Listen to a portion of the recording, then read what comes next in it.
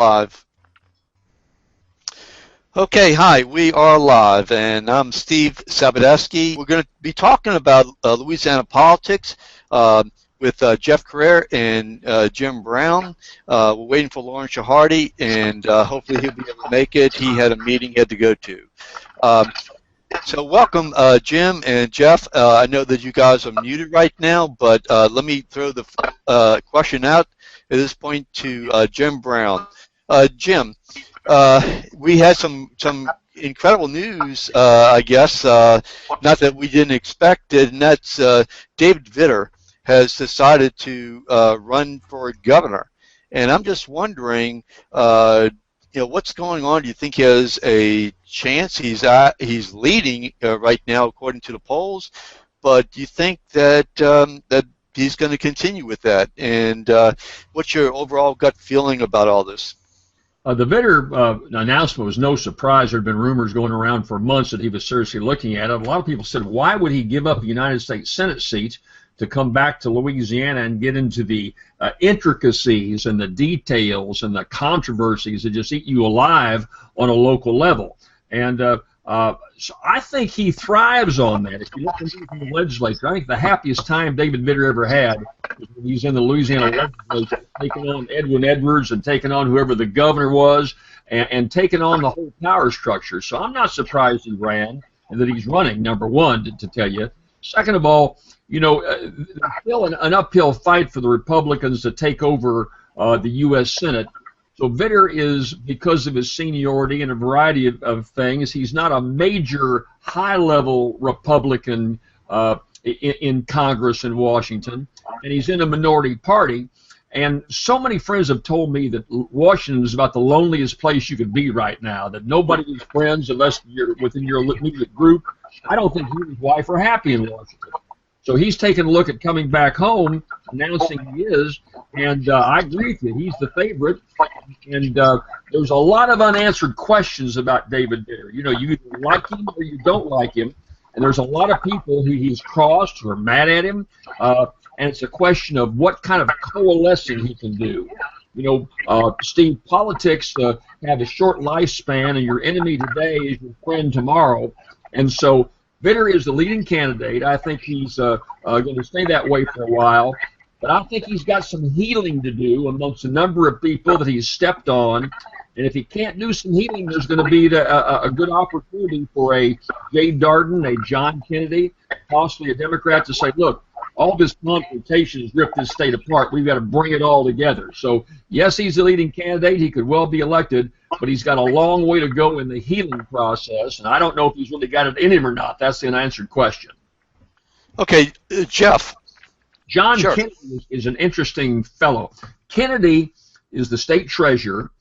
He was worked in Governor Buddy Roemer's administration as to where he first emerged, ran the Department of Revenue, apparently did so in a very high caliber fashion, easily elected to the office he holds right now, treasurer, been there for I think 3 or 4 terms, has $3 million in the bank, and has been the most vocal advocate of taking on Governor Bobby Jindal of any other official in the state. And made a lot of friends in doing so. I think that the prognosticators like myself, and you go up to North Louisiana, Moon Griffon, you've got people down in New Orleans like Jeff. I think most of those of us who watch this closely are very highly impressed with John Kennedy. Let me just say this. I guess you're talking about the whole thing of Vitter. 2 observations I'd just like to share. One is, I think that a lot of people are jumping the gun and saying that the race is over, and that other people are just lay down for a coordination. I don't think that's true. I think that's this John Bell Edwards will see what he do. Some other people that jump in, so I don't think it's a coordination for their. Okay, I think what we're being told. Jay Darden is going to back away. As to if Vitter gets elected, then I think possibly Kennedy would play for that seat, possibly coming up in North Louisiana, and then some are even saying that maybe Bobby Jindal and David Vitter will switch seats. Okay, I just want to mention, apparently, we have a bandwidth issue coming from Jeff. I think it's due to the weather. We've had a really horrible weather down here, especially where Jeff lives in the boondocks. Beautiful Mandeville. So, Jim, my question is, and you heard much of what Jeff said, and my question is, do you think that there's a deal going on between, say, Bobby Jindal and David Vitter? I don't believe so. That there's been a lot of animosity between those two major political figures, the two major Republican figures in the state. Vitter has had no qualms about taking on Jindal, about supporting his own group of legislators, more conservative group of legislators, Tea Party types, and they've gotten right in the governor's face. So I don't think there's any love lost between the two of them. Having said that, politics make strange bedfellows, and it may be in each of their interests to put their act together. On the other hand, if Vitter wants to be vindictive, you might see him even you might even see some discussion. And let me tell you about the discussions. You've got to be very, very careful. If you look at what's happened on the national scene up in New Jersey, up in Virginia now, for a statewide candidate to call David Vitter and say, "Look, I'm going to support you, but if you win, I want you to support me as for your seat in the U.S. Senate." That's a tit for tat. That would be a violation of federal law and probably state law. So there's some delicacies here in terms of who makes the decision. You might see a guy like John Kennedy end up supporting David Vitter quite aggressively, a feeling that if he does, maybe Vitter will appoint him as the U.S. Senate seat. So the dynamics of this thing, and you're talking to somebody that went through a governor's race in 1987 with Edwin Edwards, Buddy Roemer, Bob Livingston, Billy Posen, and I can tell you the game plan that you had today dramatically changed in the next week. There were discussions between all of us about who stayed in and who stayed out, and so the nuances of this thing, as Jeff has pointed out, this race is far from over. It has a long, long way to go. There will certainly be discussions between Bobby Jindal and David Vitter and John Kennedy. They'll have, and all the candidates will do this. I did this when I ran with all the other candidates. Edwin Edwards, the whole group that we ran in '87. So how this whole thing shakes out is what's going to be so fascinating for all of us to watch. But as Jeff says, he hit it right in the head. This race is far from over. Jeff, Jim mentioned about the vindictiveness of David Vitter, and I wrote about that actually the other day, and I'm just wondering, is that gonna play out? I mean, I know we all have talked about it. I'm just wondering, is that going to play out? Okay, Steve, repeat the question for me one more time. Okay, my question is this. Jim Brown mentioned about David Vitter being vindictive. And so my question is, and I wrote about that, and I think he's the most vindictive Louisiana politician that I know. So I think that many of us have talked and written about this. Do you think that's going to play out? I mean, is he really liked enough to run against a powerful Republican, such as, and to win against, say, Jay Darden? And let me say this: he's extremely vindictive. I mean, I know from personal experience that he's vindictive, and I think that that's something that the average voter doesn't know, but those in political circles know that. I think that he's been able to exert that kind of power because of the positions that he has. But now that he's going for governor, many people who have been sort of abused by it in the past, I don't think are going to be folks who are going to be lining up to support him. I mean, I think he's made a lot of enemies over the years in Louisiana politics, and those folks are going to find a candidate to support, and it's not going to be David Vitter. That's really interesting. I mean, it really is. I mean, you're politically speaking, you probably have more akin to David Vitter than any of the candidates who have announced.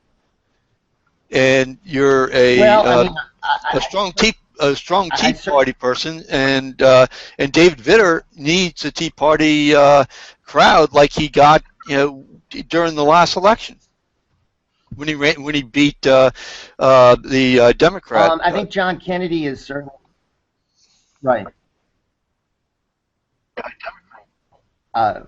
Chris John and Charlie Melancon, the two he beat, but I think that John Kennedy is someone who is reform-oriented, has got a lot of good ideas. I think he would love to be governor, but I don't know if he sees a road to be governor with Vitter. I know Jade Arden has a lot of support within Republican circles, but Vitter is more conservative. But some of those folks who might be ideologically in tune with Vitter might be more likely to support Darden or someone else just because of the icy relationship that he's got with some people. So that's why I'm saying I don't think we're going to have a coronation. I think there are just too many people that would not like to see him governor. Jim, let me ask you a question. I mean, you're a former Secretary of State, Insurance Commissioner, legislator, and I'm just wondering, given your experience in Baton Rouge, can a person with that kind of negativity, in terms of personal negativity, can a person like that just turn it around? And we're not even talking about his his sin baggage. We're just talking about his personality. Can he work together with members of the legislature and others? He hasn't been able to work with anybody, to my knowledge, certainly not in the U.S. Senate, and certainly not anybody who may disagree with him about something.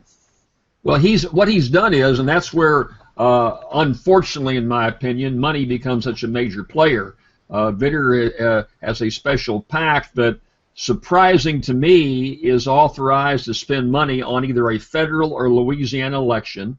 He's raised $1.5 million, and you can give up to $100,000 a person, and that's even being challenged by some of Vitter's lawyers saying $100,000 is too low a ceiling. You ought to be able to give more than that. I mean, I'm just stunned by what the money does. David Vitter has put money into legislative races. You've got a representative down your way where Jeff lives named Cameron Henry, for example, who rumors are will be the next Speaker of the House if Vitter wins. And Henry has been an anti-Jindal guy, along with another cadre of legislators, all supported by David Vitter. You've got some neutral Republican legislators I've talked to recently. I've got a brother-in-law who's a state representative. And he says, he doesn't really know Vitter that well, but he's going to work with whoever the governor is. So as far as the vindictiveness in the legislature, I think Jeff says, yes, he's made a lot of enemies. I don't see it so much within the legislative ranks, though, quite frankly. So, and let me tell you, when you talk about this guy's got so much baggage you can't win. I was elected Secretary of State in 1991 when the runoff was Edwin Edwards at the lowest ebb of his popularity and David Duke. Now, you talk about two guys that had a lot of baggage, but somebody had to win. So it's a question of whether the Democrats have been inept of exploiting these weaknesses and going on the attack. They have some, just really lymph press releases going out. There's not been an organized effort to undermine Jindal, Vitter in that regard. So if the Democratic Party's not going to do it, which is what you would normally find in many states, it's going to take a John Kennedy or a Jay Darden who put together a fair amount of defensive money or aggressive research money to take on Vitter and to create these doubts in the minds of the average person. So Vitter has some weaknesses, but for those weaknesses to be exploited, it's going to take some bright opposition research and some bright people and a lot of money. And Jeff, that's yet to gel. That's yet to gel. Jeff, let me ask you this. We're talking about the super PACs. Jim mentioned about the super PAC, his super PAC, Vitter's super PAC, at least, where he has roughly $1.5 million. He doesn't have control over that. But his former attorney and the person who's in charge of the super PAC has gone to the ethics commission and basically is saying, hey, we should have unlimited amount of money from anywhere to be able to donate, contribute to the super PAC for a statewide election where there's a $100,000 limit at this point in time. My question is, does this sound like something a person who was a incredible reformer, who was leading the charge on term limits? And my question is, doesn't that seem kind of out of sync? I mean, term limits is to get the power out of government. And if anything, this is saying, hey, let's get the rich guys in here because they have the power and they can dictate to the voters who is going to be their elected officials.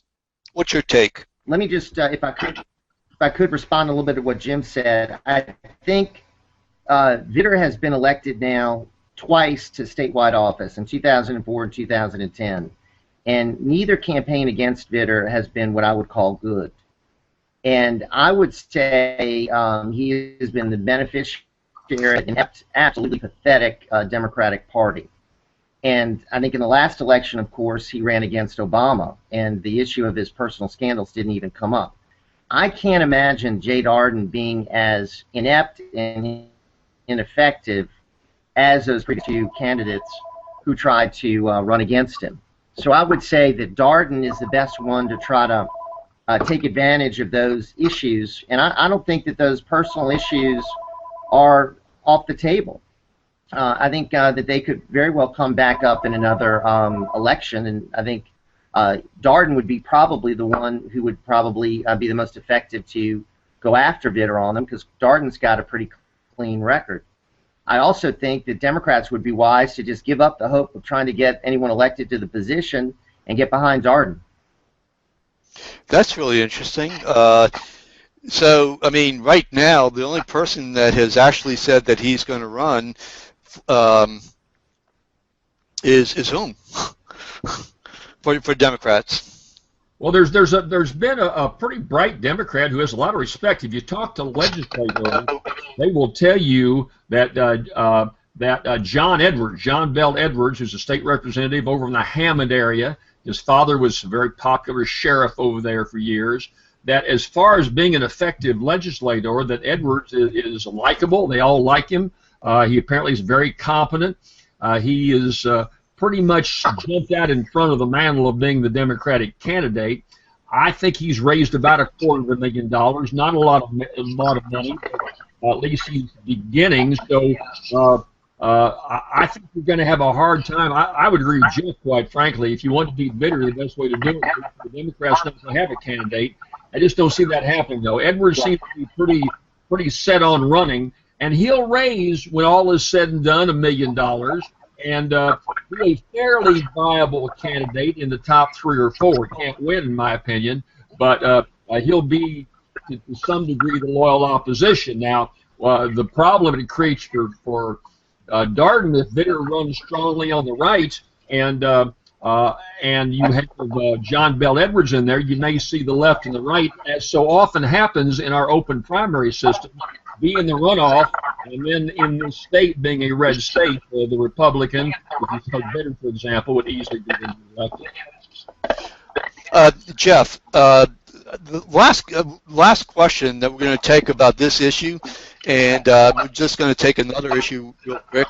And my question is, would the state, in your opinion, would the state really support somebody like John Bell Edwards, who is, I believe, quote, progressive, quote, liberal?